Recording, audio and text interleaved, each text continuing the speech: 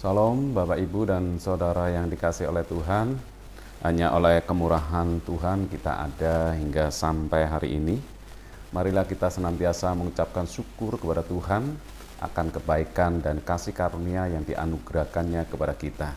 Dan kita patut bersyukur kalau pada hari ini juga kita dapat mengikuti Mana Rema, dan kiranya firman Tuhan yang kita akan dengar itu bisa menumbuhkan kerohanian kita agar semakin dewasa di dalam Tuhan. Namun sebelumnya mari kita berdoa. Tuhan, kami ucap syukur dan terima kasih untuk pagi yang indah yang Kau jadikan di dalam kehidupan kami, sehingga pada hari ini ya Tuhan kami diberikan kesempatan untuk mendengarkan kebenaran firman-Mu melalui Mana Rema. Dan kiranya Tuhan firman-Mu yang kami dengar pada pagi hari ini itu boleh menguatkan kami, meneguhkan kami, agar kami senantiasa tahu akan kehendak Tuhan dan kami boleh melakukan di dalam kehidupan kami sehari-hari. Hanya di dalam nama Tuhan Yesus Kristus kami sudah berdoa dan mengucap syukur. Haleluya. Amin. Bapak, Ibu, dan Saudara yang dikasihi oleh Tuhan, firman Tuhan hari ini saya beri topik Abram pribadi pengampun. Mari kita baca di dalam Alkitab kita dalam Kejadian pasal 14 ayat 12 sampai 16.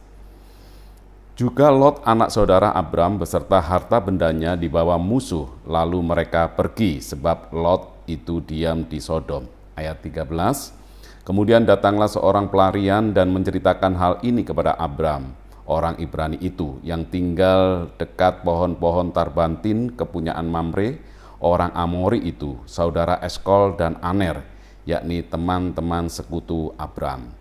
Ayat 14, ketika Abram mendengar bahwa anak saudaranya tertawan, maka dikerahkannyalah orang-orangnya yang terlatih, yakni mereka yang lahir di rumahnya, 318 orang banyaknya, lalu mengejar musuh sampai ke Dan. Ayat yang ke-15, dan pada waktu malam berbagilah mereka, ia dan hamba-hambanya itu untuk melawan musuh. Mereka mengalahkan dan mengejar musuh sampai ke Hoba di sebelah utara Damsyik. Ayat 16, dibawanyalah kembali harta benda itu, juga Lot anak saudaranya itu serta harta bendanya dibawanya kembali. Demikian juga perempuan-perempuan dan orang-orangnya. Bapak, Ibu, dan Saudara yang dikasihi oleh Tuhan, di dalam Kejadian 14 ayat 12 sampai 16 menceritakan tentang Lot anak saudara Abram yang ditawan bersama hartanya oleh 4 raja yang menyerang kota-kota di lembah Sidim. Abram yang mendengar berita itu kemudian mengumpulkan pasukannya yang berjumlah 318 orang banyaknya, lalu mengejar musuh-musuhnya hingga ke Hoba di sebelah utara Damsyik. Abram berhasil mengalahkan musuh-musuhnya dan membawa kembali Lot beserta hartanya, perempuan-perempuan dan orang-orangnya. Bapak, Ibu, dan Saudara yang dikasihi oleh Tuhan, apa yang pernah dilakukan oleh Lot kepada Abram tidak membuat Abram marah dan menyimpan dendam. Peristiwa pertengkaran gembala Abram dan gembala Lot yang akhirnya memberikan pilihan kepada Lot untuk memilih terlebih dahulu pilihan yang ditawarkan oleh Abram. Jika kamu ke kiri, maka aku ke kanan. Jika kamu ke kanan, maka aku ke kiri. Itu tawaran Abram kepada Lot. Pilihan Lot tidak membuat Abram merasa dicurangi, meskipun Lot memilih bagian yang terbaik, yaitu lembah Yordan yang banyak airnya, dan menyisakan daerah yang buruk menurut penglihatan Lot. Dan itu bisa kita baca ceritanya di dalam Kejadian pasal yang ke-13. Hal itu dibuktikan saat Lot beserta harta bendanya dibawa musuh. Reaksi Abram bukan mengutuki dan bersyukur dengan keadaan yang dialami oleh Lot, tetapi Abram mengerahkan orang-orangnya yang terlatih, yakni mereka yang terlatih di rumahnya sebanyak 318 orang mengejar musuh tersebut. Tindakan Abraham menunjukkan bahwa dirinya tidak dikuasai atau ditaklukkan oleh sakit hati, amarah, kebencian, atau kekecewaan pada Lot. Justru tindakan kasih yang dinyatakan dalam perbuatan yang ditujukan kepada Lot. Bapak, Ibu, dan Saudara yang dikasihi oleh Tuhan, setiap kita sangat mungkin pernah dikecewakan, dikhianati, atau diperlakukan tidak adil oleh seseorang. Dan jika kita mengingatnya, pastinya timbul yang namanya amarah, kecewa, bahkan sakit hati. Namun hari ini firman Tuhan mengajak kita untuk menteladani kehidupan orang yang bernama Abraham, untuk melepaskan pengampunan kepada orang yang telah melakukan tindakan yang tidak menyenangkan, siapapun mereka. Memang untuk mengampuni orang yang memiliki kesalahan pada kita bukanlah pekerjaan yang mudah. Mengingat apa yang sudah dilakukan kepada kita itu sangat menyakitkan. Selain itu, kita pun berpikir hal itu akan menguntungkan mereka. Jika kita baca di dalam Kolose 3 ayat 13 berkata, "Ampunilah seorang akan yang lain apabila seorang menaruh dendam terhadap yang lain, sama seperti Tuhan telah mengampuni kamu, kamu perbuatlah juga demikian."